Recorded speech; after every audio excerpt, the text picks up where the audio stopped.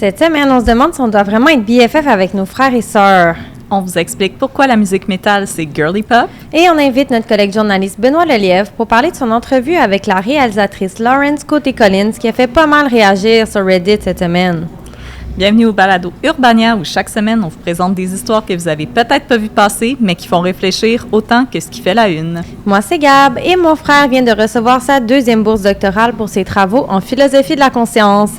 Je vous laisse deviner qui est la fierté de la famille entre nous deux.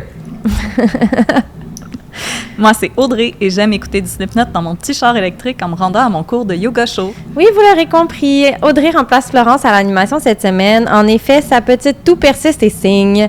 Alors, elle peut pas être des nôtres, elle est trop malade. Prompt rétablissement, Florence. Audrey est réviseur extraordinaire chez Urbania et co-animatrice du très populaire balado de True Crime, Un peu de crime dans ton café, que vous connaissez peut-être ou pas, mais si vous connaissez pas, allez l'écouter, c'est très bien. S'il vous plaît. Et là, cette semaine, Audrey, c'est ça, elle est là pour la première fois et je lui demande de commencer le balado avec sa chronique.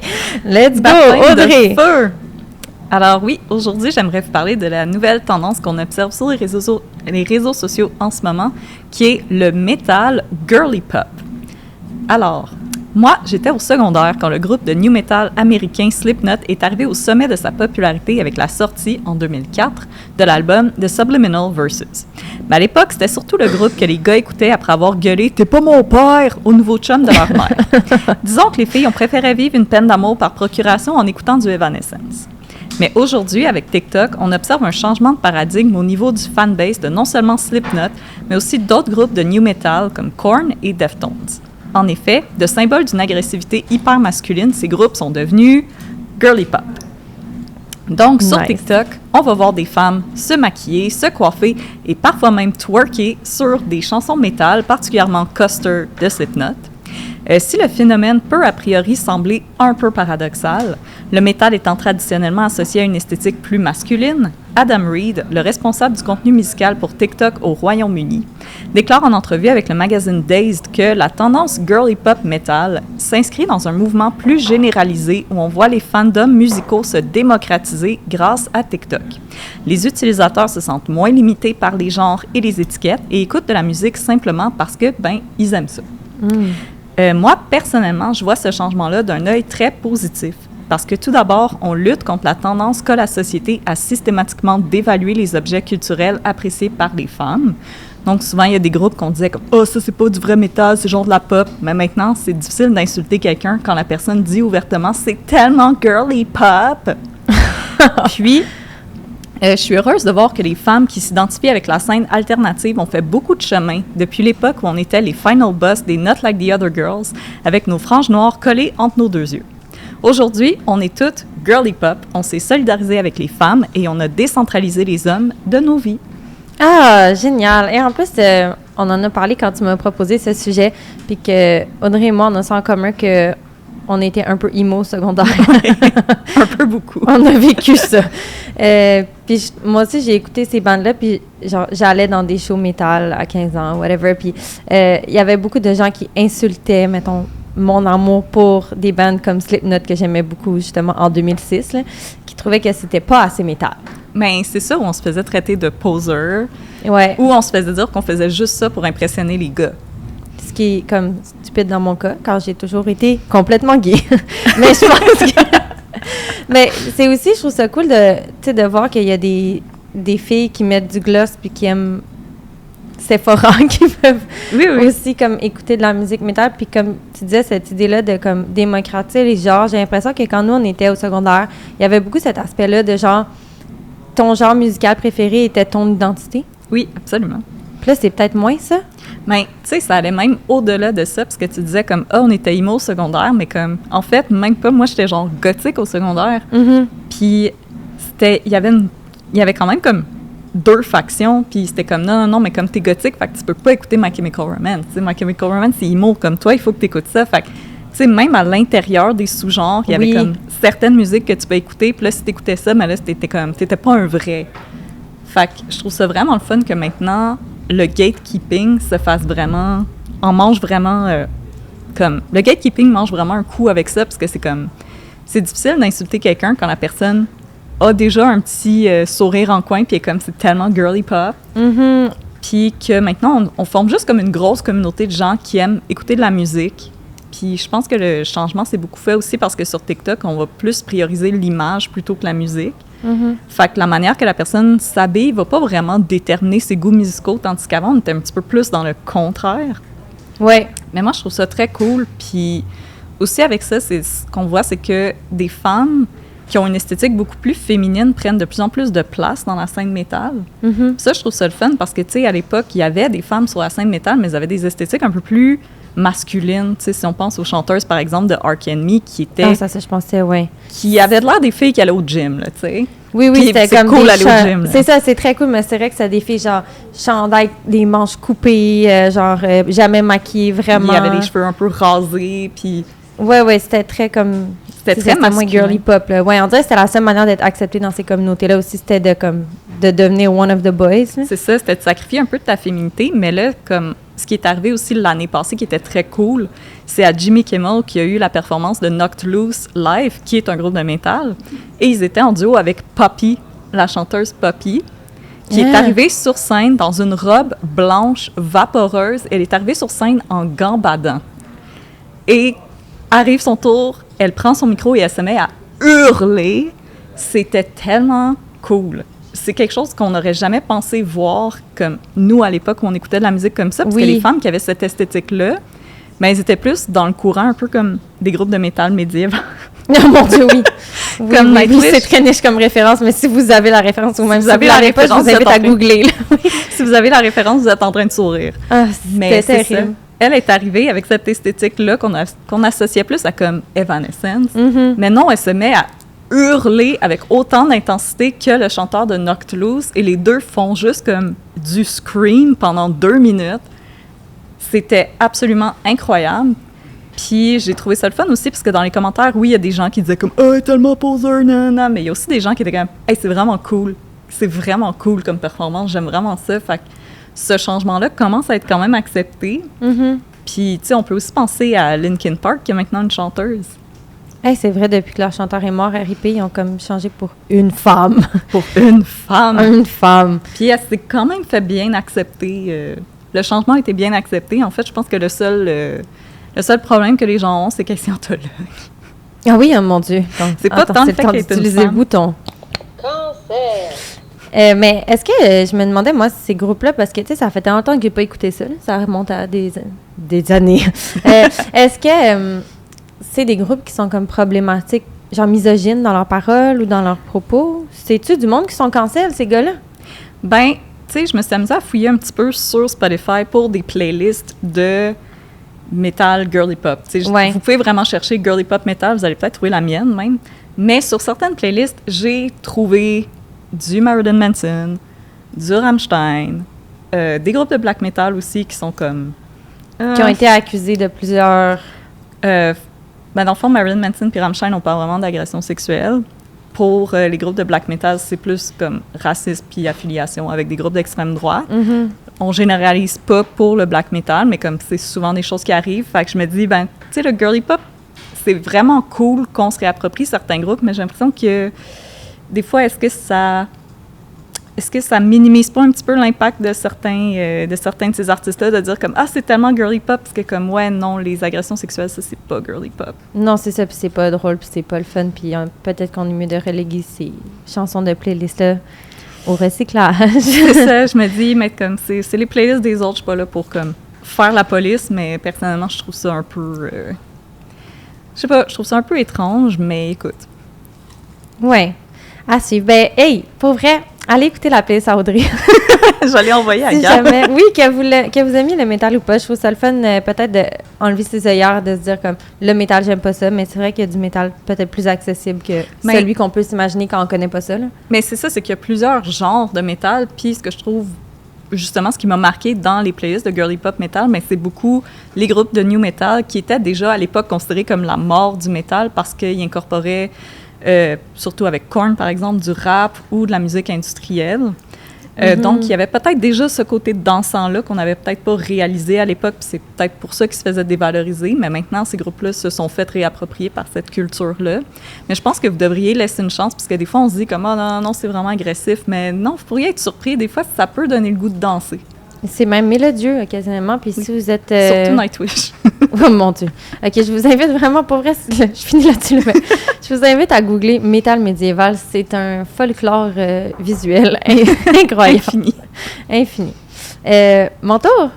Oui. OK. Ben cette semaine, mon Dieu, on s'en va ailleurs, là, avec ma chronique. Je me demande si être ami avec ses frères et sœurs, ou comme on dit dans les cercles woke, ses adelphes, est-ce que c'est vraiment un passage obligé? À force d'être complètement noyé par des représentations fraternelles idéalisées dans les films et les séries, et ce, dès notre enfance, on en est comme venu collectivement à assumer que si on n'est pas BFF avec notre sœur, on a comme raté quelque chose. Qui n'a pas rêvé d'être une jumelle Olsen dans son enfance? On considère souvent les frères et les sœurs comme des amis à vie offerts sur un plateau d'argent, mais on a beau passer notre enfance avec quelqu'un, ça ne veut pas dire qu'on partage les mêmes intérêts ou, surprise, surprise, qu'on a les mêmes valeurs. J'en parle parce que j'ai lu un article intéressant sur Vox cette semaine qui s'intitulait « Vous avez grandi avec vos frères et sœurs, devriez-vous être amis? » Selon les psychologues, il y a 3 facteurs qui caractérisent les relations entre frères et sœurs, l'affection, l'ambivalence et l'ambiguïté, qui sont pas toutes positifs. Parce que oui, on aime les membres de notre famille de manière inconditionnelle, mais on a aussi souvent un historique complexe avec elles et eux, ponctué de petits et de gros traumas, de chicanes non résolues et même de jalousie. Puis pour dénouer ces nœuds-là, ça prend de la thérapie, de la patience et surtout de la volonté, 3 choses qui ne sont pas données à tout le monde. Effectivement. Puis là, je parle pas du fait qu'on a aussi une petite tendance à accepter les comportements toxiques de membres de notre famille parce que, ben, ce sont des membres de notre famille. Mais tu sais, hors les chicanes, en grandissant, on forme aussi notre propre cocon familial, que ce soit avec notre partenaire ou en ayant des enfants. Puis naturellement, on s'éloigne physiquement si on déménage ou socialement de nos frères et sœurs. Puis on le sait, pour entretenir une relation solide, il faut la prioriser et lui accorder du temps. Puis, comme n'importe quelle relation qui dure, les hauts et les bas sont attendus au fil des années. Ce sont des relations qui vont souvent fluctuer, un peu comme des amitiés de longue date. On peut être proche pendant un temps, s'éloigner un autre moment, revenir. Mais même sans conflit, ça se peut qu'on tisse pas d'amitié avec ses frères et ses sœurs, puis c'est bien correct. Fait que textez votre cousine à la place, puis sentez-vous pas mal de ça. C'était ça ma réflexion. Mais toi, t'as un frère, non? Moi, j'ai une petite sœur. Une petite sœur, tes grande sœur. Oui. Elle a quel âge? C'est quoi votre différence d'âge? On a 2 ans de différence. C'est pas beaucoup, hein? Êtes-vous amis? On est amis depuis qu'on n'habite plus ensemble. Est-ce que vous avez habité, je veux dire, habité ensemble, genre vous avez été coloc ou genre chez tes parents? Non, comme chez mes parents. Depuis qu'on est partis chacune de notre côté, les choses vont mieux. Hey, ça, là, c'est quelque chose dont on parle pas assez souvent. Le fait que des fois, quand on déménage même de chez nos parents, on se met à mieux s'entendre avec parce qu'on est... T'es pas fait pour vivre pour toujours avec ta famille, tu sais. Non, bien, surtout que ma soeur puis moi, on est vraiment 2 personnalités complètement opposées, là, comme... Tu sais, moi, j'étais beaucoup plus une personne artistique. Ma soeur a toujours été une personne plus sciences, mathématiques, etc. Fait qu'on... Déjà, là-dessus, il y avait des conflits. Puis, tu sais, maintenant qu'on a justement cette période-là, un petit peu de calme, où est-ce qu'on se voit pas, puis nos interactions sont plus... Tu sais, je vais choisir de parler avec ma soeur. C'est pas que je la croise dans le corridor ou que j'attends pour aller à la salle de bain. Tu sais, je vais me réveiller le matin, puis je vais voir un meme qui me fait penser à elle, puis je vais lui envoyer. Fait que maintenant que nos interactions sont plus sélectionnées, ben ça aide. Puis aussi... mais comme c'est le cas aussi, mais moi, je suis une personne très introvertie, mais comme c'est le cas quand je vois des amis, quand je sais que je vais voir quelqu'un, je peux préparer ma réserve d'énergie en fonction d'eux. Oui, t'es prête à aller... Moi aussi, je suis introvertie, puis j'ai besoin d'être prête à voir la personne. Fait que je pense que c'est ça qui aide beaucoup, c'est que ça nous crée des périodes de buffer où est-ce qu'on peut se préparer à revoir ces gens-là, puis avec le temps, ben ma soeur puis moi, on a quand même trouvé plus de terrain d'entente aussi parce que, ben malheureusement, avec la pandémie, il y a des membres de ma famille qui sont tombés dans le complotisme, puis etc. Fait que ma soeur puis moi, on a un petit peu comme formé une espèce d'équipe pour essayer de les ramener un petit peu sur le chemin de la réalité. Puis, ben ma soeur, c'était un petit peu devenu comme mon allié aussi quand on allait dans des événements familiaux qu'on s'entendait pas nécessairement avec nos cousines, parce que tu disais genre, textez votre cousine. Ouais. Mais moi, c'est plus justement avec mes cousines que j'ai des conflits. Fait que ma soeur est devenue un peu mon allié quand nos parents étaient comme non, mais c'est la famille, là, c'est obligatoire, là. Oui. Mais au moins, j'avais ma soeur qui était mon allié, tu sais. Mais je trouve qu'on a un peu cette vision-là des fois aussi. C'est ça que je disais, que comme la famille, c'est pour toujours, c'est important, mais tu sais, il peut y avoir des problèmes, des personnes problématiques dans ta famille, puis c'est pas tout le monde qui a envie de travailler sur les problèmes ou de redresser les situations difficiles ou qui est capable de faire assez d'introspection pour avoir la discussion qu'il faut. Là. Mais c'est drôle parce que je me rappelle que quand j'étais petite, mes parents me disaient, quand je me chicanais avec ma soeur, mes parents me disaient comme c'est ta soeur, ça va être ta meilleure amie pour la vie. Ça, c'est une drôle d'idée. Hein. Pour vrai, moi, on dirait, là, je suis comme dans la réflexion, est-ce que j'en veux un autre? Ou, tu sais, j'ai des amis qui ont des enfants qui sont comme, est-ce que je veux on lui offre un frère et soeur. Puis il y en a qui ont beaucoup de culpabilité, ça. Ah, mon Dieu, mais il va jouer seul, il n'y aura jamais cette belle fraternité-là, ou cette idée-là que beaucoup de gens veulent des enfants rapprochés parce qu'ils se disent, ah, si j'ai des enfants d'âge rapproché, ils vont pouvoir jouer tout le temps ensemble, mais ils seront jamais seuls. Mais je pense que c'est comme un leurre ou une espèce d'idée, une pensée magique qu'on se fait parce que...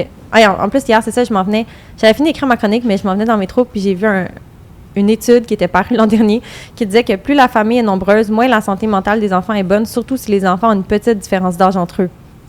Donc, avis aux parents qui en veulent un deuxième pour faire un ami à leurs enfants, c'est faux.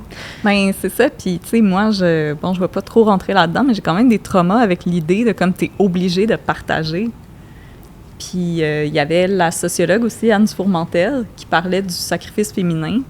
Puis elle disait comme, tu sais, les femmes, on se sacrifie toutes d'une manière ou d'une autre, puis les grandes sœurs se sacrifient pour le bien-être de leur mère et de leur petite sœur. On est l'espèce de buffer de santé mentale pour les deux. Fait que c'est ça, c'est un petit peu comme une position très peu enviable dans une famille, où est-ce que tu es un petit peu comme l'ami à ta mère, puis en même temps, l'espèce de rempart avec ta sœur. Comme, pour la protéger. Parce qu'à un moment donné, c'est ça, ma sœur puis ma mère étaient en conflit, puis là, j'étais comme dans le milieu. Pas une bonne position dans laquelle être, là. Fait que, oui, je me dis, tu sais, ma soeur puis moi, c'est ça, notre amitié s'est développée quand on s'est comme physiquement séparés, puis maintenant, on choisit nos moments d'interaction, puis c'est comme des interactions contenues. Oui, c'est ça. Ça, moi, je suis comme pas amie avec mon... Ben, j'ai un frère, là. Mais on est comme 5-6 ans, on a environ 6 ans de différence d'âge, qui est quand même beaucoup, là. Fait que ça fait que, mettons, moi, quand je finissais mon primaire, il est rentré en maternelle, puis quand il a commencé son secondaire, j'étais rendue au cégep. Et on était tellement pas à la même place dans la vie pendant longtemps. Genre, je m'en suis beaucoup occupée quand il était petit. Fait que je l'ai toujours vu comme mon tout petit frère, genre mon bébé frère. Puis après ça, je suis partie de la maison, moi, environ au cégep. Il était encore en secondaire 2. Tu sais, on n'a tellement pas vécu les mêmes choses en même temps que ça nous a pas permis de développer un lien super proche. Puis récemment, j'ai réalisé que mon frère, il avait l'âge à Florence, qui co-anime le balado habituellement. Mais on dirait, tu sais, Florence, c'est mon amie, mais on dirait pour moi, mon frère pourrait jamais être mon ami car il est beaucoup trop petit. Genre, tu vois, c'est curieux, là. Rafi, derrière la caméra, a l'âge de ma sœur, qui est comme ma meilleure amie au travail ici, Rafi. Mais comme, ma sœur, c'est comme, les deux, ils ont le même âge. Mais dans ma tête, c'est comme, non, ma sœur, c'est comme un bébé. Puis Rafi, c'est une adulte. Oui, moi aussi, c'est ça. J'étais comme, mais non, Florence est une adulte, elle pourrait s'acheter une propriété. Mon frère ne pourrait jamais, car il vient de naître. T'sais. Ma soeur s'est acheté une propriété avant moi. Ah ouais? Oui. Mon frère, il n'a pas accès à la propriété, il est au doctorat pour toujours. Ah. Ben, c'est ça, on n'est pas amis, mais on s'entend super bien, on s'aime beaucoup. Je pense que c'est juste on était tellement pas à la même place pendant longtemps que là, c'est vrai que moi aussi, j'ai l'impression que je commence plus à tisser un lien parce que là, on commence, tu sais, il y a un job... je sais pas, il est plus un adulte. Puis là, moi aussi, enfin, comme pour la première fois de notre vie, je pense qu'on est à peu près au même stade de développement de nos vies. Ben, je pense que c'est ça qui arrive aussi à un moment donné quand le playing field est un peu plus égal. C'est là qu'on peut trouver justement des liens à faire avec l'autre parce que quand on n'est comme pas au même moment dans nos vies, on est un petit peu chacun dans nos problèmes, c'est difficile de créer des liens avec cette personne-là qui nous est un petit peu imposée. Oui! Mais là, par la suite, quand on commence à se séparer puis que la vie devient un petit peu la même chose, ben on a comme cet allié-là qui est là, puis auquel on peut faire appel. Mais comme si vous avez des relations toxiques dans votre famille, vous n'êtes pas obligé de les créer. Je comprends ça aussi, mais comme, tu sais, je sais pas, moi, c'est vraiment en vieillissant que j'ai commencé à voir ma sœur. Mais je pense que allié, c'est un meilleur mot que ami. Oui, mais moi aussi, je pense que mon frère, c'est plus comme... ça sera jamais mon ami, là, mais c'est mon frère, puis je l'adore. C'est ça. Et là, ma sœur, elle aurait de la peine de m'en dire. C'est vrai? Ami, c'est pas mon ami. Oh non! Désolée à la sœur d'Audrey. Comment elle s'appelle? Ariane. Désolée, Ariane, et bonjour. Hey, c'est-tu le moment où on accueille notre invité de la salle de rédaction? Oui! J'appelle à la barre notre collègue Benoît Lelièvre, journaliste, qui vient nous parler de son très touchant article sur la réalisatrice Lawrence Côté-Collins, qui a eu un passage remarqué. Ah, tout le monde en parle l'année dernière. Puis là, Ben, je te laisse mon siège. J'arrête de parler. Hey! Merci Ben, on dirait que ça faisait longtemps qu'elle n'était pas venue. Ben oui, quand même, depuis la semaine de relâche. Ah, c'est ça, ben on t'a dû. Oui, clairement. Hey, allons-y. Mais là, je trouve ça fun qu'Audrey soit là aussi parce qu'on parle de santé mentale aujourd'hui de crime. Oui. Des spécialités d'Audrey. Oui. Mais là, d'abord, on va se mettre en contexte. Je pense que, tu sais, un article qui est paru sur Urbania, puis il y a beaucoup de gens qui connaissaient pas le contexte, mais qui ont beaucoup apprécié l'article tout de même. Donc, tu sais, c'est qui Lawrence Côté-Collins à la base? Pour faire une longue histoire courte, Laurence Côté-Collins, c'est une réalisatrice de films qui a fait un documentaire sur son ami Billy Poulain. Billy Poulain, c'était un réalisateur, acteur, créateur qui était atteint de schizophrénie, qui a été non diagnostiqué pendant plusieurs années et dans une crise, il a tué 2 personnes. Et elle a fait le film là-dessus, mais dans les dernières années, elle a fait plusieurs projets. Elle a réalisé 2 quotidiennes back-to-back, c'est-à-dire OD et un souper presque parfait. Elle a fait un autre film, elle a fait Billy, puis elle a fait un livre aussi qui parle de la schizophrénie de Billy, où est-ce qu'elle partage ses écrits. Fait que en novembre dernier, le 17 novembre dernier, elle a été invitée à Tout le monde en parle pour en parler parce que le livre était lancé et elle était... son film était au RIDM, le Festival de films de documentaire. Ouais. Et elle était en burn-out. Et ce qui s'est passé, c'est qu'elle a fait une crise de panique live à la télévision. Elle était... les gens qui ont vu l'entrevue, tout le monde qui a vu l'entrevue s'en rappelle. Oui, puis c'est en direct, hein, maintenant, tout le monde en parle, fait que tu peux pas couper puis dire on prend une pause, c'est pas correct. Exactement. Elle avait les yeux très, très larges, elle avait le souffle court. Puis tout le monde pensait qu'elle allait s'enfuir en courant ou se mettre à crier, mais elle est comme restée dans cette tension-là. Puis elle a fait un truc que je contextualise dans l'article, c'est-à-dire qu'elle a parlé dans la lentille à Billy. Oui, elle s'est adressée à la caméra pour parler à Billy, parce que c'est comme un moment un peu surréel pour dire « Billy, c'est vrai, ce qui se passe à la télévision, c'est qu'on parle de toi présentement. Prends tes médicaments, puis appelle ta sœur. » Puis, il n'a pas fait ça. fait que dans l'article, j'en parle. Guillaume Lepage, j'ai parlé à Guillaume Lepage aussi de ce moment-là. Puis, il a dit on était supposé le contextualiser pour les gens avant que ça se passe. Mais Laurence était nerveuse, c'était du live. Et ces choses-là, ça arrive. OK, dans le fond, elle avait parlé. C'est pas une surprise. Moi, je me demandais si. Tu sais, cette adresse, le fait qu'elle se soit adressée à la caméra, c'était prévu d'avance. Fait qu'elle avait demandé, mais c'est juste qu'elle était trop stressée puis elle voulait que ça se fasse tout de suite, mettons. Exactement. C'est un moment où est-ce que il y avait pas, qu'il n'était pas contrôlé parce qu'il était live. Ouais. Puis elle voulait get it out of the way tout de suite. Fait qu'elle s'adressait à Billy en début d'entrevue sans que Guy puisse contextualiser ça. Puis, ce qui fait en sorte que les gens n'ont pas compris. Puis les gens se sont inquiétés aussi pour sa santé. Oui, c'était un peu weird comme moment, là, mais les gens en ont beaucoup parlé après sur Reddit, là, avant que je parle de ton article, c'était comme, c'est devenu un thread sur Reddit, ce passage-là, tout le monde en parle. Puis, les commentaires, tu sais, tantôt j'en parlais avec Audrey aussi, puis on disait que c'était quand même bienveillant, là, il y avait beaucoup, alors que je pense que sur Facebook, les commentaires étaient plus comme « What the fuck, madame? » Là, sur Reddit, c'était beaucoup « Clairement, elle faisait une crise de panique, cette femme a besoin d'aide. » Tu sais, est-ce que Reddit, c'est genre un des seuls... Je sais que ça peut être un endroit toxique là, et difficile, mais est-ce que c'est une des seules plateformes où peut-être il y a des discussions sincères sur ce genre de moment-là? Les discussions sont plus en profondeur parce que Reddit est une plateforme de passionnés qui veulent approfondir leurs connaissances. Fait que je dirais pas nécessairement que, justement, c'est plus bienveillant ou... mais les gens réfléchissent plus au moment que sur Facebook, disons. Sur Facebook, ils réagissent. Genre, c'est un one-liner. « My God, qu'est-ce qui s'est passé? What the fuck? Je comprends pas. » Puis sur Reddit, on s'assoit un peu plus, puis on en discute. Mais est-ce que ça démontre pas un petit peu aussi la moyenne d'âge Facebook versus Reddit? Je pourrais pas le confirmer ou l'infirmer, mais intuitivement parlant, je suis quand même d'accord que c'est probablement des personnes beaucoup plus jeunes. Mais c'est fou parce que cette histoire-là, avant, je n'étais pas sûr à quel point ça avait résonné avec les gens, mais quand j'en parlais aux gens qui écoutent Tout le monde en parle, tout le monde s'en rappelle. Notre collègue Salomé, qui a 22 ans, s'en rappelle. Mon père, qui en a 73, s'en rappelle. Fait que c'est vraiment un moment qui a marqué les gens.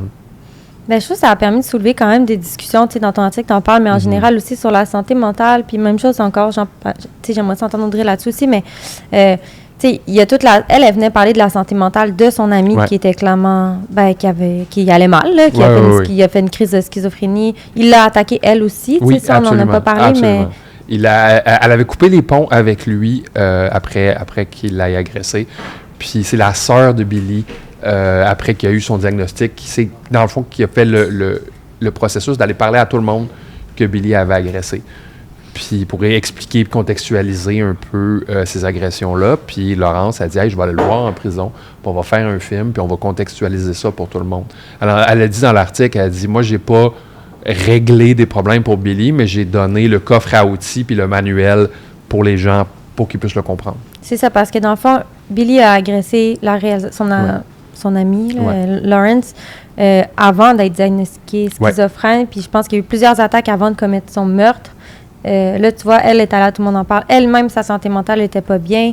Tu sais, tout ça parle tellement des problèmes de santé mentale qu'on adresse peu, là, des fois, Absolument. Dans la société. Je ne sais pas, Audrey, si toi, tu as déjà, dans ton podcast, parlé de true crime, si c'est des situations qui arrivent souvent là, avec des gens qui commettent des meurtres parce que leur santé mentale n'a pas été adressée pendant trop longtemps.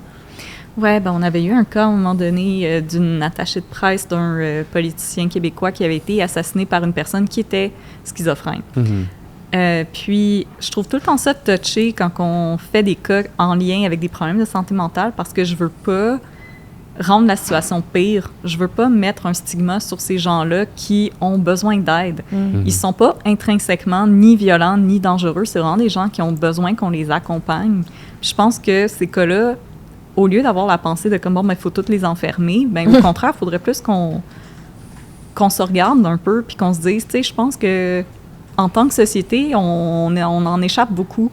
Je pense qu'on devrait offrir plus de services, plus d'accompagnement, plus d'aide. Il y a énormément de gens, tu sais, à mon podcast, on est très ouverte sur les enjeux de santé mentale, puis il y a des gens, des fois, qui nous écrivent, puis sont comme, tu sais, ça me fait vraiment du bien de vous en entendre parler, mais comme, je sais pas où aller, je sais pas qui appeler, je sais pas à qui parler, je sais pas c'est quoi la démarche pour avoir un diagnostic. Il y a des gens qui vont chez le médecin, ils sortent pas de là avec un diagnostic, mais avec des médicaments, fait que c'est un peu complexe comme situation, puis nous, notre idée, c'est plus d'en parler pour, justement, aider à ce qu'on comprenne c'est quoi ces problèmes-là, puis essayer peut-être qu'on ait un moment de réalisation de comme, faudrait peut-être qu'on mette nos énergies ailleurs en tant que société. Puis j'ai l'impression que, de ce que j'ai compris de Lawrence dans ton article, c'est un petit peu ça qu'elle aussi elle veut faire par son documentaire. Absolument. Tu sais, puis moi, je fais du bénévolat en santé mentale aussi, puis j'en ai parlé à des schizophrènes, puis ils disent que, des gens qui ont atteint de schizophrénie, qui disent que c'est très isolant. Puis à chaque fois qu'ils révèlent leur schizophrénie à quelqu'un, c'est des gens qui sont médicamentés, qui sont fonctionnels, qui font très bien la différence entre des hallucinations et le réel, que les gens s'en vont. C'est une maladie qui fait très peur, là, je pense, la schizophrénie. Puis je pense que c'est pour ça que des fois, des gens, ils ont peur d'avoir le diagnostic parce que je pense que c'est dans le top des maladies mentales que les gens ne veulent pas parce que c'est vrai que ça peut être dangereux pour soi-même et pour les autres. Absolument. Là. Puis c'est vraiment quelque chose c'est une maladie qui a besoin d'un grand suivi. Oui. Puis c'est ça, Laurent, je ne l'ai pas mis dans l'article, je pense, mais elle raconte aussi que chaque fois que quelqu'un a une psychose, il y a une lésion qui se crée au cerveau. Fait que la schizophrénie peut dégénérer. Fait que c'est vraiment important que ce soit pris très tôt et qu'on trouve la bonne médication pour stabiliser les gens. Je trouve ça triste et intéressant à la fois aussi le fait qu'elle se soit tellement investie dans un projet pour parler de son amie qui a des problèmes de santé mentale, pour déstigmatiser tout ça, mais au final, ça lui a comme causé un burn-out, une crise de panique. Elle était clairement pas bien à l'émission, mais pas bien en général dans sa vie. Donc, c'est un peu comme brûler pour la cause. Il y a quelque chose d'un peu ironique et triste là-dedans, non? Elle s'est brûlée pour la cause, mais elle a fait plusieurs choses de manière périphérique. Ouais. Mais elle est très heureuse aujourd'hui de pouvoir récupérer juste son amitié à Billy en dehors des confins du travail. C'est quelque chose qu'elle compte continuer à faire. Puis elle a dit, je le sais dans l'article, Billy et moi, on est devenus des amis avec un grand A. Fait que oui, ça a été quelque chose qui a été très, très prenant, mais je pense pas qu'elle le regrette aujourd'hui. Est-ce que lui est toujours en prison? Et oui, pour le moment. Puis il n'y a pas vraiment d'horizon de libération. Puis c'est ça. Même s'il est libéré, vu qu'il y a une sentence à vie, il va toujours être conscrit à des règles vraiment très, très sévères. Là. Okay. Il peut être libéré, mais il va encore être emprisonné. Oui. Mais moi, je voulais juste rajouter que, comme, tu sais, je la comprends beaucoup, Laurence, là-dessus, parce que, tu sais, moi, je parle souvent de féminicide. C'est une cause qui me tient vraiment à cœur. Puis je le ressens, ce burn-out-là, des fois. De me dire combien d'histoires similaires qu'il va falloir que je raconte pour que quelque chose change, pour que je vois comme ne serait-ce qu'une légère avancée vers les droits des femmes. Là, je veux dire, on vient de survivre à un cycle d'élections où est-ce qu'on a failli perdre comme vraiment beaucoup en tant que femme. Puis je me dis, c'est vraiment frustrant. Puis le burn-out, ça vient pas juste de faire une plongée dans ces histoires-là, c'est aussi le contexte social dans lequel tu produis ces histoires-là. Puis la réception aussi. Parce que toi, tu te donnes corps et âme à essayer de raconter ces histoires-là, essayer de faire des prises de conscience. Puis après, comme quand tu manges des commentaires négatifs à longueur de journée, mais que ça vient un peu de défaire ton projet, puis tu te dis comme, bon, mais ça vaut-tu vraiment la peine que je sacrifie cette partie-là de moi? Pour la cause. Wow! Ça a fini sur une note encourageante.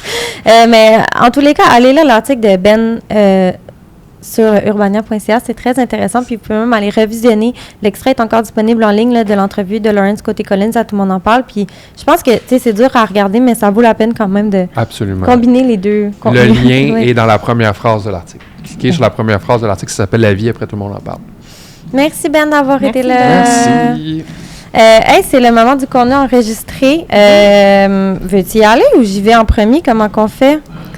Ben moi, je l'ai mis quand même proche. OK, vas-y. Moi, à chaque semaine, je le cherche. C'est comme une joke. Je dis que je l'ai prêt, puis finalement, il n'est jamais prêt. Ben, je pense que ça va nous faire du bien, un petit contenu comique. Alors, c'est un créateur de contenu québécois, Xavier Légaré, qui chante des hits pop, mais en français québécois.